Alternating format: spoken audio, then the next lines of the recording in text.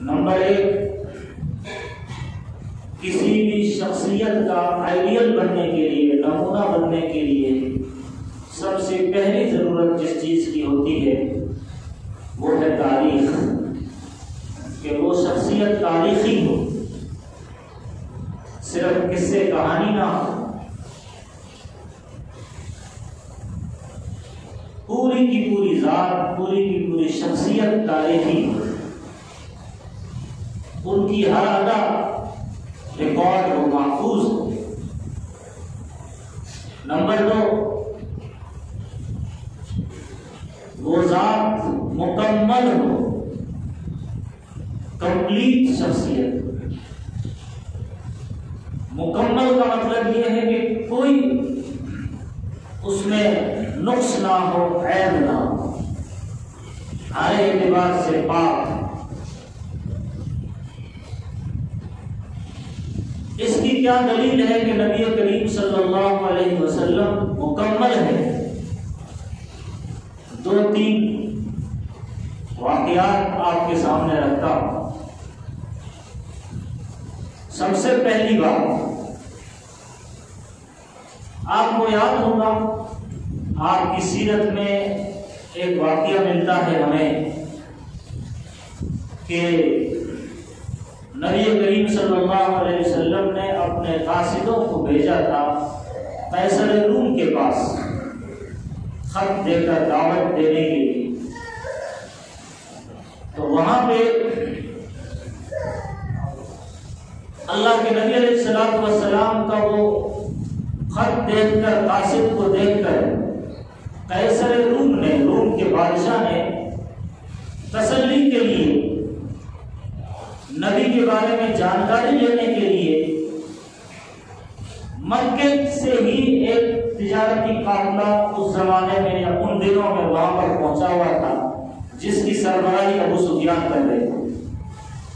ابو سفیان کو بلایا اور پوچھا کہ جس شخص نے مکہ مکرمہ میں نبی ہونے کا دعویٰ کیا ہے، کیا کبھی ان کے خاندان میں کوئی نبی گزرا ہے؟ تو ابو سفیان کون ہے؟ آپ موقع کی نزاکت کو سمجھیے، حالات کی سنگینی کو سمجھیے۔ یہ ابو سفیان جو 6 سال تک مسلسل نبی کا دشمن رہا، بعد میں اسلام قبول کیا، مسلسل فتح مکہ تک انہوں نے دشمنی کی، ہر جنگ میں یہ آپ کے سامنے مخالف۔ وہ شخص کو پوچھا جا رہا ہے کہ کیا کبھی کسی نے آپ کے خاندان میں نبوت کا دعویٰ کیا؟ وہ چاہتے تھے تو جھوٹ بول سکتے تھے، اور ہمیشہ ہمیشہ کے لیے جو وہ کرنا چاہتے تھے، قیصر روم کی مدد مل جاتی، یہاں سے فوج جاتی اور حملہ کرتی مدینہ پر، وہ مدد لے سکتے تھے۔ لیکن ابو سفیان کی زبان سے جو الفاظ نکلتے ہیں وہ یہ کہ کبھی کسی نے اس خاندان میں نبی ہونے کا دعویٰ نہیں کیا۔ پھر پوچھا کیا کبھی کسی نے، اگلا سوال انہوں نے اس طرح پوچھا کہ کیا یہ جو خاندان ہے یہ شریف خاندان ہے؟ تو کہا کہ ہاں یہ شریف خاندان ہے، سردارانہ گھرانہ ہے۔ پھر پوچھا کیا کبھی محمد نے جھوٹ بولا ہے؟ کہا کبھی انہوں نے جھوٹ نہیں بولا۔ کون کہہ رہے؟ ابو سفیان کہہ رہے جو آپ کا دشمن ہے۔ پھر پوچھا کہ کیا ان کے جو فالوورز ہیں وہ کمزور ہیں یا بڑے بڑے امیر لوگ ہیں؟ کہا کہ کمزور طبقے کے لوگ ہیں۔ پھر پوچھا کیا وہ کمزور طبقے جو ان کو فالو کر رہے ہیں وہ بڑھ رہے ہیں یا گھٹ رہے ہیں؟ قیصر روم اس زمانے کی، یوں سمجھیے کہ آج کے زمانے کی سپر پاور طاقت، اور اس زمانے کی وہ سپر پاور طاقت کا مالک روم کا بادشاہ قیصر۔ کہا کہ ان کے فالوورز دن بدن بڑھتے جا رہے ہیں۔ پھر پوچھا کہ کیا انہوں نے کبھی وعدہ خلافی کی؟ کہا کہ کبھی وعدہ خلافی نہیں کی۔ ابو سفیان دشمن کی زبانی یہ گواہی اللہ کے نبی علیہ السلام کے بارے میں۔ پھر پوچھا کہ وہ کیا سکھاتے ہیں، کیا چیز کا حکم کرتے ہیں؟ کہا ایک خدا کی عبادت، نماز کا حکم، پاک دامنی کا حکم، سچ بولنے کے لیے تلقین کرتے ہیں۔ یہ چند چیزیں ابو سفیان وہاں روم کے دربار میں بادشاہ کے محل میں بیان کر رہے ہیں۔ کیا دشمن کی زبانی جو کھلا کھلا آپ کا دشمن تھا ابو سفیان، کیا یہ گواہی نبی کے مکمل اور اکمل اور کامل سیرت کی دلیل نہیں؟ دشمن آپ کی تعریف کر رہا ہے۔ ابو جہل جو آپ کا سخت ترین دشمن ہے، لیکن ابو جہل نے بھی یہ کہا کہ محمد میں آپ پر جھوٹ ہونے کا کبھی دعویٰ نہیں کر سکتا کہ آپ جھوٹ بولتے ہیں، لیکن جو آپ بولتے ہیں میں اس کو مانتا نہیں، جھوٹا کبھی نہیں کہا۔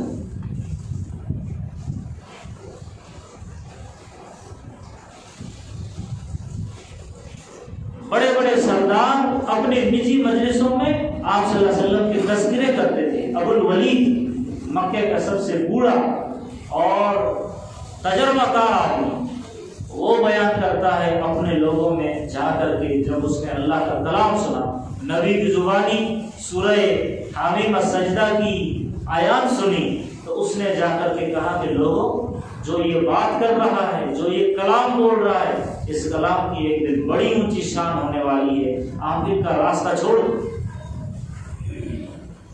یہ ابو الولید کہہ رہا ہے۔ ایک اور سنیے نبی کے مکمل اور کامل ترین نمونہ ہونے کی، وہ یہ کہ جو آپ کے فالوورز تھے یہ کوئی دریا کے کنارے کے ماہی گیر مچھلی پکڑنے والے لوگ نہیں تھے، یا یہ جو فالوورز تھے کوئی محکوم اور مظلوم قوم نہیں تھی۔ جو آپ کو فالو کر رہے تھے یہ وہ لوگ تھے جن کے تجارتی قافلے شام تک چلتے تھے، جن کے تجارتی قافلے یمن تک جاتے تھے، جن کے تجارتی قافلے مصر تک جاتے تھے، ایشیائی کوچک تک ان کا تجارتی اور بزنس پھیلا ہوا تھا۔ یہ وہ لوگ تھے جو آپ کو فالو کر رہے تھے۔ ان میں وہ لوگ تھے جو آپ کو فالو کر رہے تھے، کبھی کسی کے سامنے غلامی کی زندگی نہیں گزاری، کبھی کسی کے ماتحت نہیں رہے، کبھی کسی کے سامنے محکوم بن کر اور مظلوم بن کر زندگی نہیں گزاری، ہمیشہ مکے کے لوگوں نے آزادانہ زندگی گزاری۔ بڑی بےباک اور نڈر قوم، بازو میں ایران کی حکومت، ادھر روم کی حکومت، ادھر مصر کی حکومت، سب جگہ بادشاہت اور محکومیت اور غلامی اور بادشاہت کا سسٹم ہے۔ ادھر ہندوستان میں راجہ مہاراجاؤں کا کلچر ہے، لیکن مکہ مکرمہ میں یہ وہ علاقہ تھا جس پر کبھی کسی نے راج نہیں کیا، کبھی کسی نے ان کے اوپر سرداری قائم نہیں کی، ہمیشہ آزاد لوگ رہے۔ ایسے لوگ نبی کو فالو کر رہے ہیں۔ کیا وہ لوگ جو بے باک ہو، جو نڈر ہو، جو کبھی کسی کے ماتحت میں رہنا نہیں چاہتے ہو، ان کا نبی کو فالو کرنا حد سے زیادہ، اپنی جان تک نچھاور کر دینا، بیوی بچوں کی پرواہ نہ کرنا، اپنا گھر بار ان کے لیے چھوڑ دینا، حد سے زیادہ نبی سے عشق اور محبت کرنا، کیا یہ نبی کے اکمل اور کامل ہونے کی دلیل نہیں؟ غزوہ احد کے موقع پر نبی کریم صلی اللہ علیہ وسلم نے صدا لگائی، جب آپ ایک بھیڑ کے درمیان میں آ گئے تھے اور خالد بن ولید نے پیچھے کے راستے سے، پہاڑ کے پیچھے کے حصے سے اچانک حملہ کر دیا، مسلمان تتر بتر ہو گئے، نبی کا خوف ان کے رخسار مبارک میں گھس گیا، آپ کے دندان مبارک شہید ہو گئے، آپ زخمی ہو گئے، آپ وسیع کھا کر گرنے لگے، اس وقت میں، اس حالت میں آپ نے آواز دی، اے لوگوں کون ہے جو میرے اوپر اپنی جان نچھاور کر کے میری جان بچا کر اس کے بدلے میں اللہ کے یہاں جنت لے لے؟ 7 انصاری نکل کر کے آئے اور آپ کے سامنے کھڑے ہو گئے۔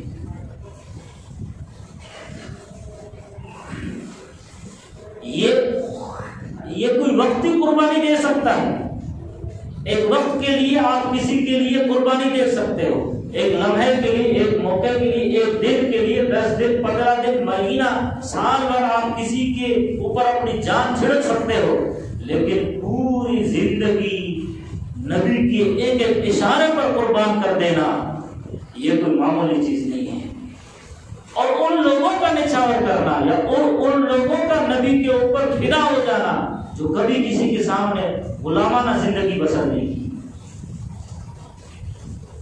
آپ سنیے، احد سے واپس جا رہے ہیں تو ایک عورت آتی ہے، اس کو حکم ہوتا ہے، اس کو یہ کہا جاتا ہے کہ تیرا شوہر جنگ احد میں شہید ہو گیا، اسے کوئی فرق نہیں پڑتا۔ پھر اس کے کانوں میں آواز پڑتی ہے تیرا بھائی بھی جنگ احد میں شہید کر دیا گیا، اسے کوئی فرق نہیں پڑتا۔ پھر یہ آتا ہے کہ تیرا باپ تھا وہ بھی جنگ میں شہید ہو گیا، اسے کوئی فرق نہیں پڑتا۔ وہ کہتی ہے میرے محمد نبی کریم صلی اللہ علیہ وسلم جو اللہ کے رسول ہے، میرے نبی ہیں، ان کا کیا حال ہے؟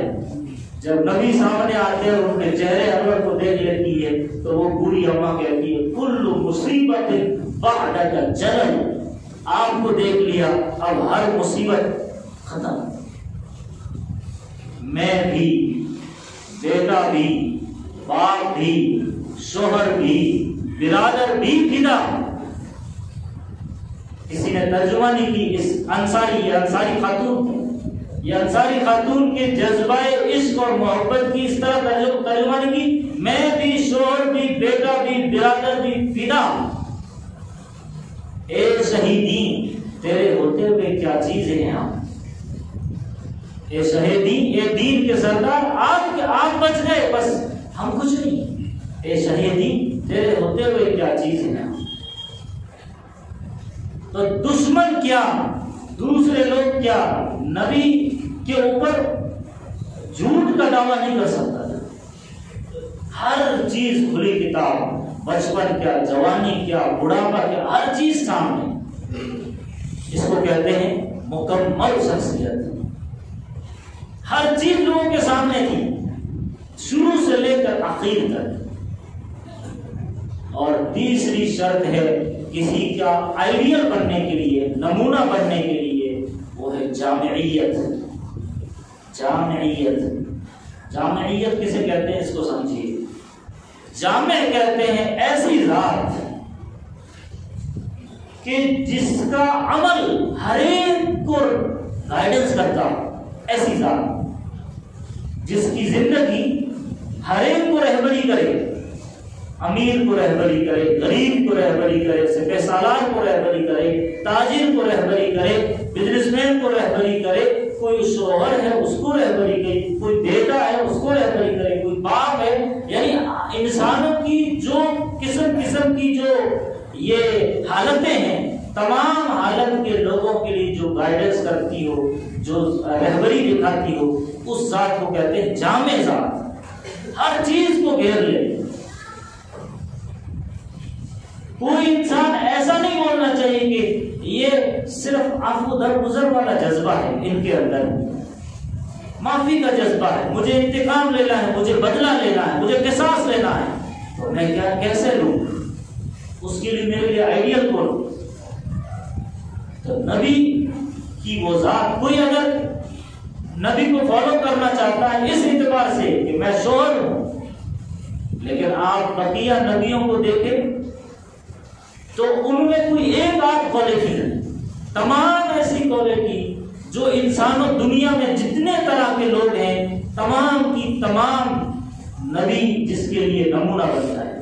یعنی میں یہ کہنا چاہ رہا ہوں کہ اگر آپ تاجر ہیں تو نبی کریم صلی اللہ علیہ وسلم بھی تاجر تھے۔ آپ کے قافلے جا رہے ہیں شام کی طرف، یمن کی طرف، آپ اس کے سردار ہیں۔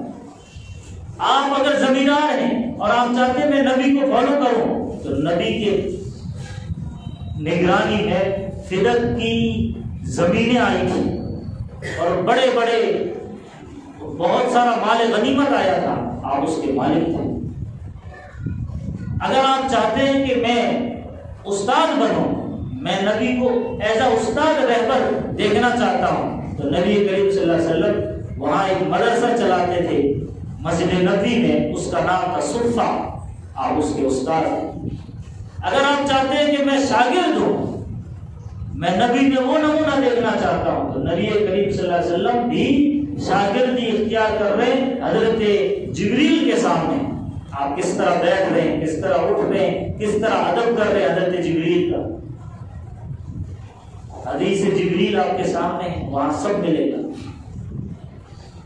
اگر آپ چاہتے ہیں کہ آپ فاتحانہ شان کے ساتھ کسی کو مغلوب کر دیا، کوئی آپ کے سامنے گھٹنے دیکھ رہا ہے، کمزور ہو رہا ہے، مجبور ہو رہا ہے، اور آپ فاتح بن کر اوپر رہے ہیں، اس وقت آپ نے کیا کرنا چاہیے؟ تو نبی کی زندگی فتح مکہ کی آپ کے سامنے۔ اگر آپ بے یار و مددگار ہے، کوئی آپ کا ساتھ نہیں دے رہا، آپ اقلیت میں، آپ اکیلے پڑ گئے ہیں اور اب حق کے ساتھ آپ نے کھڑا ہونا ہے، تو مکے کی پوری 13 سالہ زندگی آپ کو رہبری کرے گی۔ آپ تنہائی میں بیٹھ کر کے اللہ کے سامنے رونا گڑگڑانا چاہتے ہیں، کوئی وہاں پر آپ اور آپ کا رب، تو نبی کے رات کی تنہائیاں آپ کے لیے نمونہ ہیں۔ آپ چاہتے ہیں کہ آپ کسی دشمن فورس سے مقابلہ آرائی کرنا چاہتے ہیں اور وہاں ان کو مغلوب کرنا چاہتے ہیں، تو آپ کے سامنے نمونہ ہے بدر کی لڑائی، حنین کی لڑائی، غزوہ خندق کی لڑائی۔ آپ بادشاہ بننا چاہتے ہیں اور آپ چاہتے ہیں کہ میں بادشاہ کے لیے نمونہ نبی کو دیکھنا چاہتا ہوں، تو نبی کریم صلی اللہ علیہ وسلم مدینہ منورہ جانے کے بعد پورے جزیرۃ العرب کے سلطان بن گئے، سلطان عرب کہلایا۔ آپ چاہتے ہیں کہ میں رعایا ہوں بادشاہ کے ماتحت، تو نبی کریم صلی اللہ علیہ وسلم مکے میں ہیں، قریش کے ماتحت زندگی گزارے، شیب ابی طالب میں گھاٹی کے اندر آپ کو قید و بند کیا گیا، وہاں پر آپ کو ستایا گیا، پریشان کیا۔ آپ چاہتے ہیں کہ میں شوہر ہوں، تو نبی 11 بیویوں کے شوہر تھے۔ آپ چاہتے ہیں کہ میں یتیم ہوں، تو کیسے نبی کو دیکھوں؟ تو نبی بھی حضرت عبداللہ پہلے ہی انتقال کر گئے، آپ یتیم تھے۔ آپ چاہتے ہیں کہ میں بچہ ہوں اور نبی کو وہ اس طرح دیکھنا چاہتا ہوں، تو اللہ کے نبی علیہ الصلوۃ والسلام حلیمہ سعدیہ کے یہاں 4 سال زندگی گزاری بچپن۔ آپ چاہتے ہیں کہ میں جوانی کیسے گزاروں، تو نبی کریم صلی اللہ علیہ وسلم نے تقریباً 10 سال کی عمر سے لے کر کے 35 سال کی عمر تک کئی مرتبہ بکریاں چرائی ہے مکہ مکرمہ کے پہاڑوں میں۔ یعنی ہر اعتبار سے آپ کے لیے نبی کی ذات نمونہ دکھائی ہے، اس کو کہتے ہیں جامع ذات۔ آپ حضرت نوح کو دیکھیں گے، نوح علیہ السلام، ان کی زندگی میں آپ کو ملے گا کہ وہ کفر کے خلاف انتہائی غیظ و غضب والا جذبہ ان میں دکھائی دے گا۔ کفر شرک کے خلاف غیظ و غضب والا جذبہ حضرت نوح میں دکھائی دے گا۔ آپ حضرت موسیٰ کو پڑھیں گے تو موسیٰ علیہ السلام کی زندگی میں صرف یہ ملے گا کہ جذبہ جہاد اور اجتماعی نظم و نسق، جس پورے معاشرے کو ساتھ میں لے کر کیسے چلنا، دشمنوں سے کیسے بچانا، یہ آپ کو ملے گا۔ آپ حضرت ابراہیم کی زندگی پڑھیں گے تو آپ کو ملے گا کہ بتوں کے خلاف اور شرک کے خلاف کس طرح آواز اٹھانی ہے۔ آپ حضرت عیسیٰ کو پڑھیں گے تو ان کی زندگی میں صرف عفو، درگزر، رحم، کرم، حلم، بردباری، تواضع، عاجزی، انکساری ہے۔ آپ اگر حضرت ایوب کو پڑھیں گے تو آپ کو ملے گا صرف اور صرف صبر، قناعت، صبر، شکر۔ آپ حضرت یونس کی زندگی پڑھیں گے، یونس علیہ السلام کی زندگی، تو آپ کو ملے گا کہ ندامت ہے، اعتراف ہے، عاجزی ہے، انکساری ہے۔ آپ حضرت یعقوب کی زندگی پڑھیں گے جو حضرت ابراہیم کے پوتے تھے، تو آپ کو ملے گا ان کی زندگی میں کہ اللہ کی ذات پر توکل ہے، امید اسی سے، بھروسہ اسی سے۔ آپ حضرت یوسف کی زندگی پڑھیں گے تو آپ کو ملے گا کہ قید و بند میں رہتے ہوئے جوش تبلیغ کیسے قائم رکھنا ہے، حق کی آواز کیسے بلند کرنا ہے۔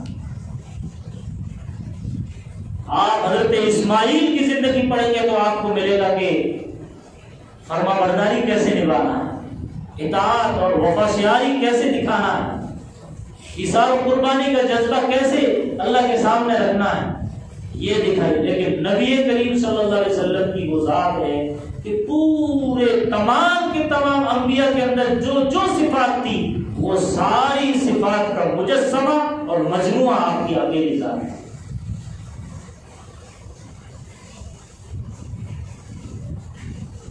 اس کو کہتے ہیں جامع۔ تو آئیڈیل بننے کے لیے پہلی شرط تھی تاریخی ہونا، نبی تاریخی شخصیت ہے۔ آئیڈیل بننے کے لیے دوسری شرط تھی کامل اور مکمل ذات، نبی مکمل ذات ہے۔ آئیڈیل بننے کے لیے تیسری شرط تھی جامع ذات، ہر چیز کو گھیر لے، تو نبی میں وہ صفات تھی جو تمام انبیاء کرام کے اندر تھی۔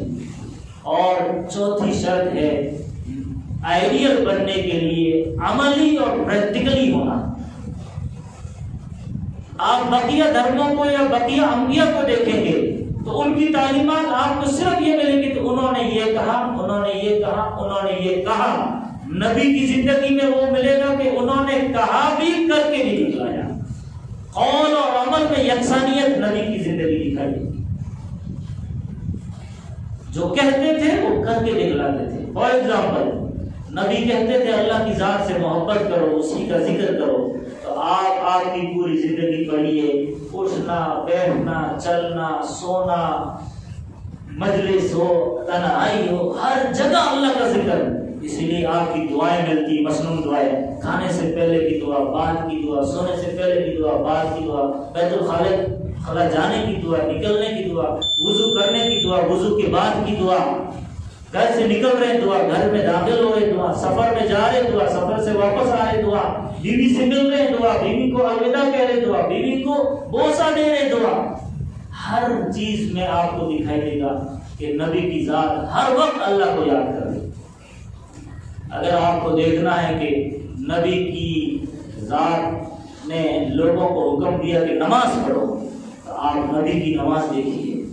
دوسرے لوگ 5 وقت کی نماز پڑھتے ہیں، نبی کریم صلی اللہ علیہ وسلم حضرت علی فرماتے ہیں کہ دن میں روزانہ تقریباً 60 سے 70 رکعتیں پڑھا کیا کرتے۔ تہجد آپ پر فرض تھی، امت پر فرض نہیں تھی۔ آپ اشراق پڑھتے ہیں، آپ چاش پڑھتے ہیں، آپ اوابین پڑھ رہے ہیں، رات رات بھر نفلوں میں گزار دیتے، آپ کے پاؤں پر ورم آ جاتا۔ حضرت عائشہ فرماتی ہیں آپ اتنا کیوں پڑھتے ہیں، آپ تو بخشے بخشائیں۔ نبی نے فرمایا کیا میں شکر گزار بندہ نہ ہوں؟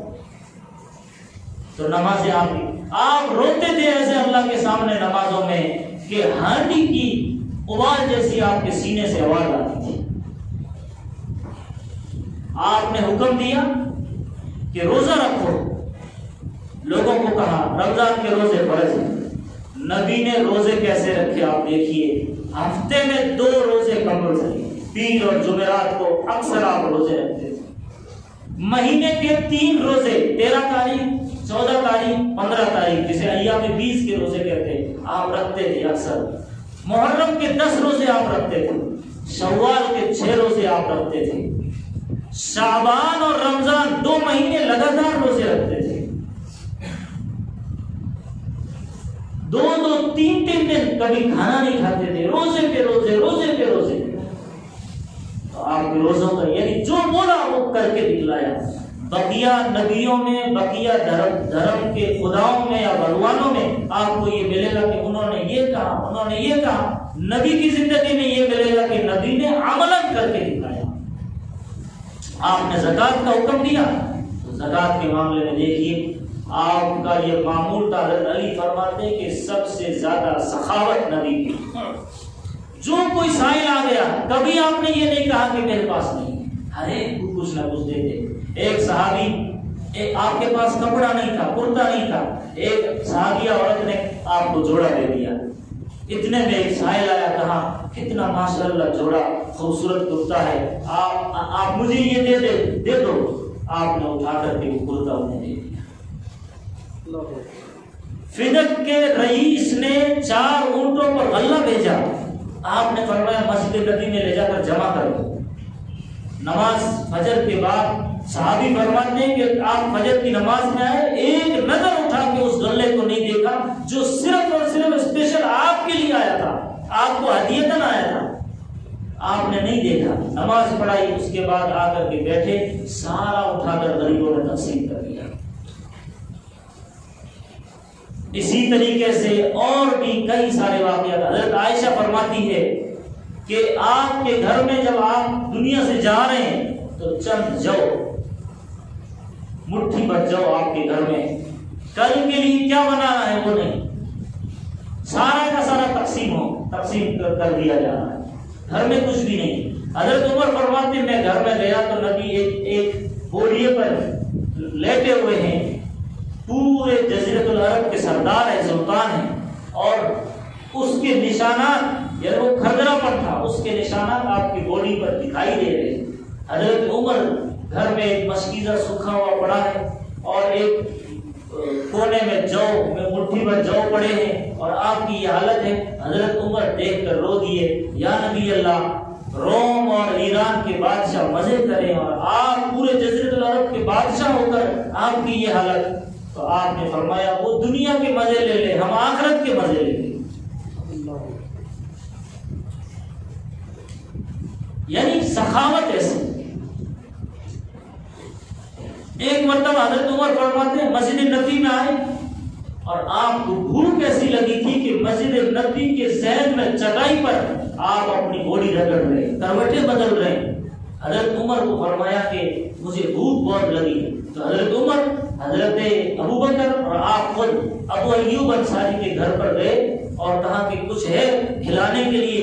ابو ایوب انصاری کچھ گوشت لائے, کچھ کھجورے لائے, مالدار تھے. اور پھر آپ نے کھاتے کھاتے حضرت فاطمہ کو بھی کچھ بھیجا, ایک روٹی پر کچھ بوٹیاں رکھ کر کے کہا کہ فاطمہ نے بھی کئی دن سے کچھ نہیں کھایا ہے, ان کے گھر یہ لے جا کر پہنچا دو. یعنی دونوں حالتیں دیکھو, سخی ایسے کہ جو آیا بانٹ دیا, لیکن فقر و فاقہ کی زندگی بھی دیکھی, متضاد کوالٹی تھی. ایک وقت میں وہ بادشاہ بھی ہے اور ایک وقت میں فقیرانہ زندگی بھی. اس لیے کسی نے کہا ہے کہ سلام اس پر کہ جس نے بے کسوں کو دستگیری دی, سلام اس پر کہ جس نے بادشاہی میں فقیری کی, سلام اس پر کہ جس کے گھر میں نہ سونا تھا نہ چاندی تھا, سلام اس پر کہ ٹوٹا بوریا جس کا بچھونا تھا, سلام اس پر کہ جو سچائی کی خاطر دکھ اٹھاتا تھا, سلام اس پر کہ جو خود بھوکا رہ کر اوروں کو کھلاتا تھا, سلام اس پر کہ جس نے خون کے پیاسوں کو قوائیں دی, سلام اس پر کہ جس نے گالیاں سن کر دعائیں دی, سلام اس پر کہ جس نے فضل کے موتی بکھیرے ہیں, سلام اس پر کہ جس نے بروں کو فرمایا کہ میرے ہیں. یعنی امتیوں کو آپ جنت البقیع سے نکل رہے ہیں مسجد نبی کے بازو سے, اور آپ اچانک آپ کی ایک الگ کیفیت ہے. فرمایا صحابہ کرام نے پوچھا یا نبی اللہ آپ کس کو یاد کر رہے ہیں؟ فرمایا مجھے آج میرے بھائیوں کی یاد آئی. تو کہا کہ بھائی صحابہ ہم ہیں آپ سے محبت کرنے والے, کون سے بھائی آپ کو یاد کر رہے ہیں؟ تو قرب قیامت میں میرے امتی پیدا ہوں گے جنہوں نے مجھے دیکھا نہیں, میری صحبت نہیں پائی, لیکن وہ مجھ سے اتنا عشق اور اتنی محبت کریں گے کہ اگر انہیں حکم ہوتا کہ نبی کا دیدار کرنا ہے, اپنے بال بچوں کو بیچ کر آ جاؤ, تو وہ ناک رگڑ کر کے سب کچھ بیچ کر کے میرے پاس آ جاتے. یہ سودا بھی انہیں منظور ہے. مجھے ان بھائیوں کی یاد آ رہی, یعنی قیامت کے قریب آنے والے امتیوں کو آپ یاد کر رہے. تو اسے کہتے ہیں کامل ذات, مکمل ذات, جامع ذات, تاریخی ذات, عملی ذات. یہ 4 صفات آپ کے اندر ہے, اسی لیے آپ ہی قیامت تک تمام انسانوں کے لیے نمونے کی حیثیت رکھتے ہیں۔ خود قرآن میں اللہ فرمائے لقد کان لکم فی رسول اللہ اسوۃ حسنہ، تمام انسانوں کے لیے نبی کی ذات نمونہ ہے۔ اللہ سے دعا فرمائیں اللہ مجھے آپ سب کو